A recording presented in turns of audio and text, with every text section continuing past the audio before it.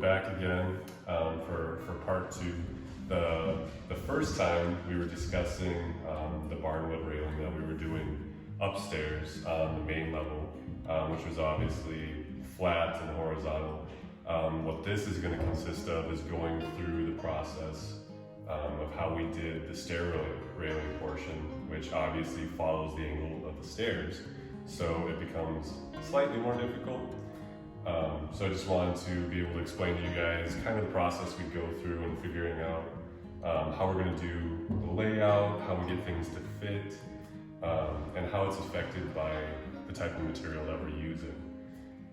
So to begin with, obviously this section, having nothing in it, it was drywalled up to where we had framed this to follow the angle of the stairs. You can see on the other side here, what we did was we intentionally left the wall slightly higher than the stairs here, because we knew that sooner or later we were going to have finished boards overhanging and we're going to need to put trim under here. So we don't want the top of our wall to come out exactly with the front of our nosing here. So we just left ourselves kind of an arbitrary amount, a couple inches, so that we knew it was going to work out in the end. But where we had to start actually was with a piece of material that we didn't have. This railing system didn't incorporate a cap for this wall for us to be able to put these spindles into.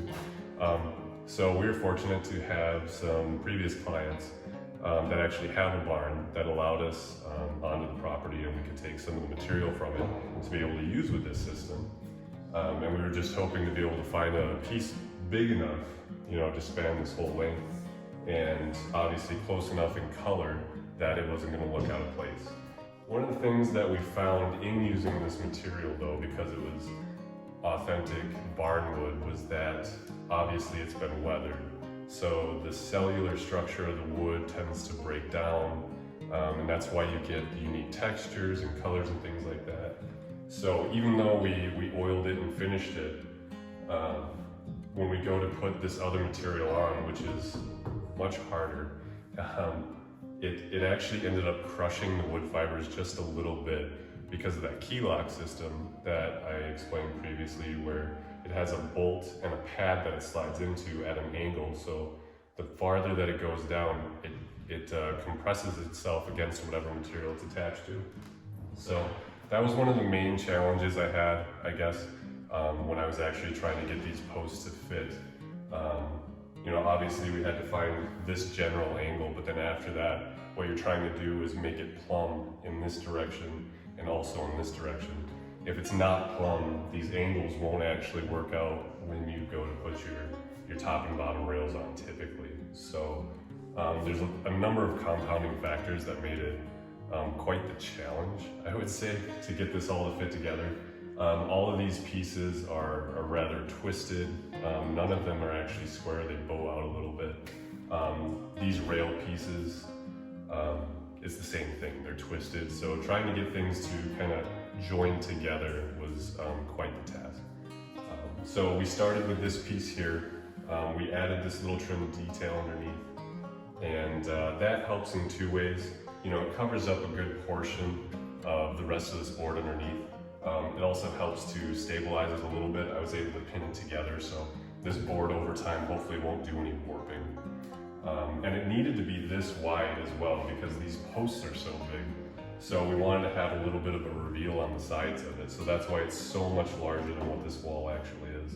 And actually that brings me into another point that was a bit of a struggle, was this wall is a 2x4 wall that we built. So that's 3.5 inches. There's drywall on either side that brings it up to 4.5 inches, which is obviously still nowhere near what this 6x6 is. So the name of the game with these railing systems is leverage.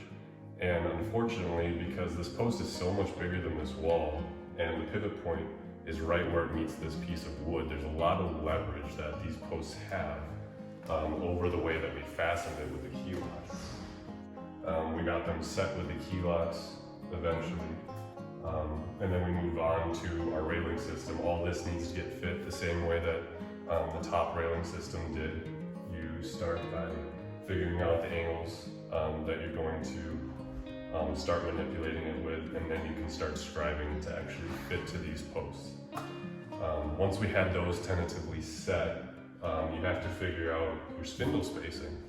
So when we're figuring out the spacing on this, what we'll want to do is take a level and horizontal dimension between these two posts here, and then if you know what your spacing needs to be, and typically we try to do like a 4-inch on center, depending on what the spindle is. That'll change a little bit the gap in between, but code wants you to not be able to fit a 4-inch sphere between whatever your spindle material is, so that's why we do 4-inch on center, just to be safe. And an easy way to do that actually is, if you know what the angle of the staircase is, you can create a jig for that as well for doing your layout, because it ends up being a specific dimension following this angle. If you follow the angle, now it's obviously going to be 4 inches across. This isn't, it's just an example. But if you create a piece that is the proper width for your center to center, and it has the correct angle on it, you can set this piece on here once you have that center dimension and you know where you want to start. And as long as when you set this on here, this is plumb and or level, you can use this from center point to center point and just follow it all the way up, all the way down. So if this were a different railing system, it comes with different components to try and get these holes made, and we'd have to probably do it slightly differently. But the benefit that we have of using this type of material is you do have a little bit more grace in the way that you put things together and how you go about getting it assembled. So once I have all these holes laid out and drilled, I have the same thing to do on the top. The rest of the assembly really just consists of putting the bolts into the key lock, and then you have a rubber mallet, and you basically pound everything down with a rubber mallet until it's good and snug. And then you can feel once it locks in place because nothing moves anymore. And that's really the majority of the process for this. This upper section was slightly different. We didn't use any key locks for that. That we ended up using some longer, beefier trim screws. And everything kind of had to be pre-assembled before I laid it in there. I ended up over-drilling some of these so the spindles could slide a lot farther up and then come back down. Because you don't have any room to go up and past, obviously, because the ceiling is stuff. But that's really the only difference. Otherwise, it was laid out the same way. It was drilled the same way. And then we just used trim screws for that section. So at the end of it, we have a finished product that needs just a little bit of touch-up. Where we did put fasteners in, we'll do some color match putty, which involves a little bit of mixing because there's so many different colors.